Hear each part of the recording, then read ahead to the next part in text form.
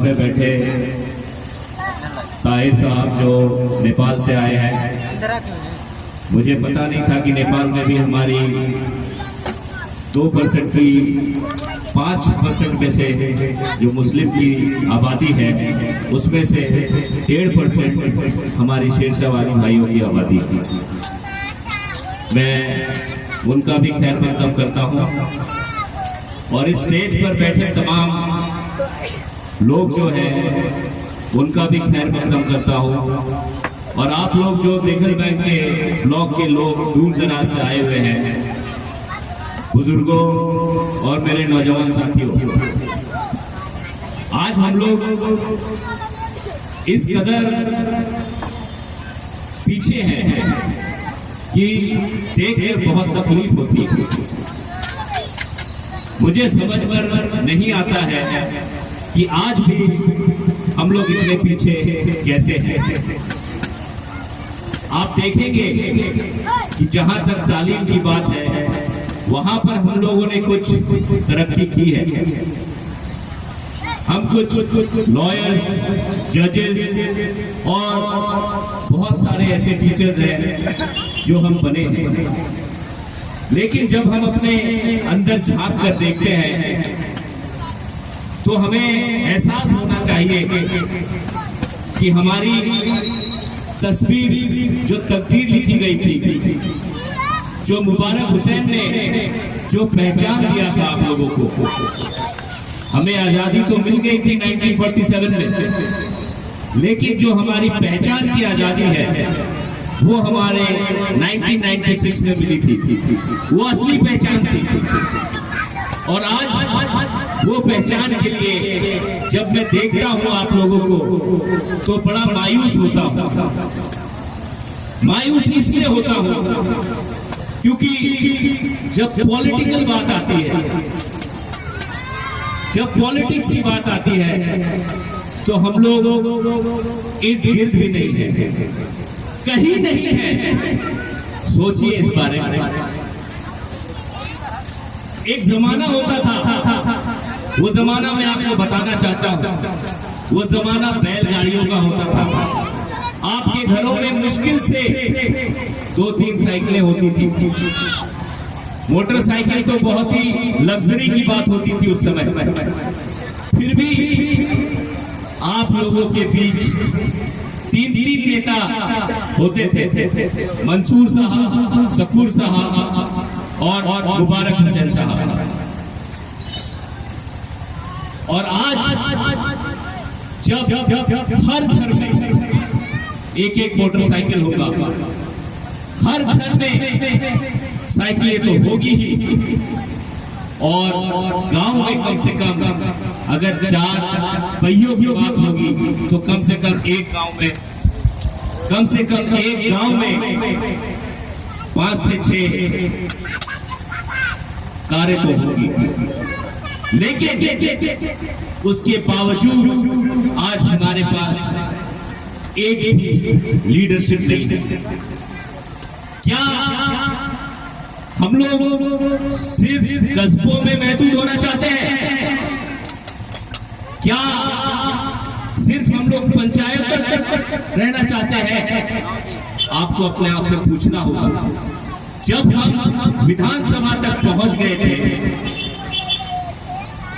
और देश की आजादी के बाद आज तक हमारे बीच एक एमपी तक नहीं बन पाया, और हम लोग चीख कर कहते हैं कि हम लोग 35 लाख की आबादी है, 40 लाख की आबादी है, कोई हमारी तरफ मुड़कर नहीं देखता है। कारण क्या है? कारण हमारी कमजोरी है।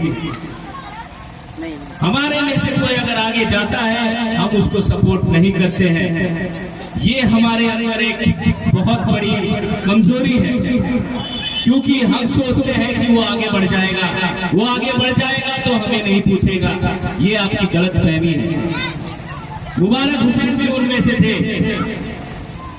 जो ऐसी सैलाबों को चीरते हुए वो आगे बढ़े, आप लोगों की रहनुमाई करी, आप लोगों को एक दिशा दिया जो आज आप शेरशाहवादी नाम से आप लोग कहलाते हैं, पहचाने जाते हैं, आपको नौकरियां मिलती है, आपको स्कूलों में 15 मार्क्स एक्स्ट्रा मिलता है।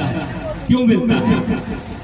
अगर आप लोग को जनरल कर दिया जाए तो मैं चैलेंज करता हूं, उनमें से शायद 1 या 2 शख्स ही निकल पाएगा। आज आरक्षण मिला है और उस आरक्षण का अगर आप लोग इस्तेमाल करना चाहते हैं तो पढ़ाई लिखाई आप लोग इसको आगे बढ़ाइए। अगर पढ़ाई लिखाई में आप लोग आगे नहीं बढ़िएगा तो ये आरक्षण का कोई मतलब नहीं है दोस्तों। मैं आप लोग के बीच ये सब बातें इसलिए कहना चाह रहा हूं क्योंकि हमें हमारी भागीदारी चाहिए। आज हम ना विधानसभा में है, लोकसभा तो आज तक पहुंचे ही नहीं। मंजिल से भी आगे मंजिल तलाश कर, मिल जाए दरिया तो समंदर तलाश कर, ये जज्बा होना चाहिए आप लोगों के अंदर दोस्तों। अगर ये जब तक नहीं सोचेंगे आगे बढ़ने के बारे में, जब तक नहीं सोचेंगे दोस्तों, तब तक हमारी इसी तरह हम लोगों को लोग यूज करते रहेंगे। मैं एक वाकया बताना चाहता हूं। जो एमएलसी खालिद अनवर साहब ने कहा यहाँ पर किशनगंज की धरती में, शायद या अररिया की धरती पर, मैंने जेडीयू ज्वाइन किया था 2019 में। तब मैं नीतीश कुमार जी जो हमारे आज के सीएम हैं, उनके सामने बैठकर मैंने सारी बातें बताई अपनी बिरादरी के बारे में और कहा कि हमें यहाँ पर भागीदारी चाहिए और एक भागीदारी से काम नहीं चलेगा।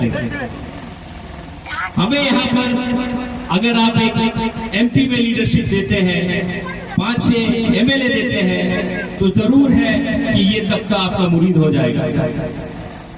तब उन्होंने मुझे कहा कि अभी तो एमपी का नहीं दे सकता हूं, लेकिन जिनको मैं वादा कर चुका हूं, अब हाथ कट चुका है, मैं उनको ही टिकट दूंगा। आप एक काम करिए, आपको विधानसभा में मैं एडजस्ट करूंगा। जब एक सीएम ये बात कहता है तो आपको यकीन होता है। आप सोचते हैं कि एक सीएम ने आपके साथ ये बात कही है। मैं खुद के लिए नहीं गया था दोस्तों, मैं तो अपनी नौकरी कर रहा था। मैं अच्छे जगह में अच्छी नौकरी कर रहा था दोस्तों। मैं क्रिकेटर्स के साथ रहता था, जो आज इंडिया में वीरेंद्र सहवाग की बात करते हैं या आप गौतम गंभीर की बात करते हैं।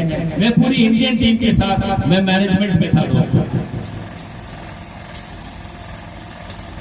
किसी शायर ने कहा था, टूटने और बिखरने का मंजर मांग लिया, टूटने और बिखरने का मैंने चलन मांग लिया।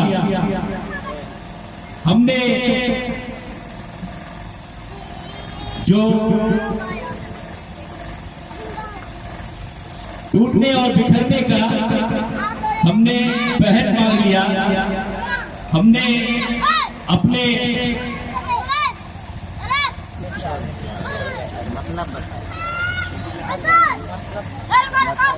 नहीं, सुनिए, ये एक शायरी है जिसमें कहा गया था, जिसमें हमारे शायर ने कहा है। ये बहुत जरूरी शायरी है, इसीलिए मैं आपके बीच रखना चाहता हूं। और शायर ने कहा था कि टूटने और बिखरने का चलन मांग लिया हमने, हालात से शीशे का बदन मांग लिया। हम भी खड़े थे तकदीर के दरवाजे पर, लोग दौलत में गिरे, हमने वतन मांग लिया। ये दोस्तों मैं इसलिए बात कह रहा हूं क्योंकि जब मेरे अब्बा हुजूर अपने अंतिम सांस ले रहे थे, आखिरी सांस ले रहे थे, तब उन्होंने मुझे कहा कि बेटा, मुझे लगता है अब मैं जिंदा नहीं रह पाऊंगा। मुझे लगता है इस कौम की रहबरी अब मेरे से नहीं हो पाएगी। उस समय भी वो आपकी ही बात कर रहे थे, वो आपकी भी बात कर रहे थे, ना कि वो फैमिली की बात कर रहे थे। तो मैं इस माध्यम से, स्टेज के माध्यम से आपको बताना चाहता हूं, वो इस दुनिया से जाते जाते भी आपकी ही जिक्र कर रहे थे। तब मैंने उनको बोला कि अब्बा आप ठीक हो जाइए, हम लोग हैं, रहबरी के लिए हम लोग अपनी जी जान लगा देंगे।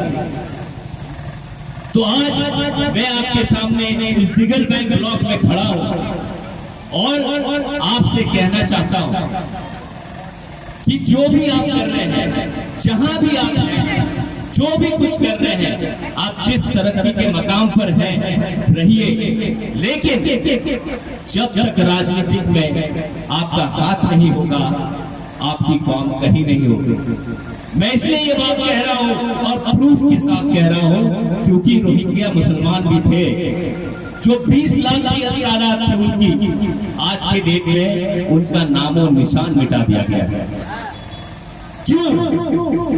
क्योंकि उसकी लीडरशिप खत्म हो गई थी, उनके पास लीडरशिप ही नहीं थी। जब चाइना ने तिब्बत में हमला किया, तब उस समय के जो वहां के लीडर थे वो इंटरनेशनल लीडर थे, और वो इंटरनेशनल लीडर ने और सब जगह से मदद मांगी। वो दलाई लामा थे, आप जानते होंगे। वो दलाई लामा ने इंटरनेशनल लोगों को अप्रोच किया और वहां पर जो आक्रमण हुआ उन बिरादरियों पे, उनको रोका गया। क्यों? क्योंकि उसके पास लीडरशिप थी। रोहिंग्या वालों के पास, मुसलमानों के पास, उसके पास लीडरशिप नहीं थी। आज वही हाल हमारा है, हमारे पास कोई लीडरशिप नहीं है। क्या आप लोग इस बात को समझते हैं कि लीडरशिप कितनी बड़ी बात है? अगर आज मुसलमान, मेरे अब्बा हुजूर अगर शेरशाहवादी बिरादरी का नाम नहीं देते, या उस समय के लोग ये मुशक्कत नहीं करते, तो क्या आज हम अपनी आइडेंटिटी को पहचान पाते, अपने आप को पहचान पाते? शायद नहीं। दोस्तों, मैं जाते जाते आपसे यही कहना चाहता हूं, ईमान तेरा बिक न जाए रहबर के हाथ में, ईमान तेरा बिक न जाए रहबर के हाथ में, ईमान तेरी बचा ले ऐसा रहबर तलाश कर। अस्सलाम वालेकुम।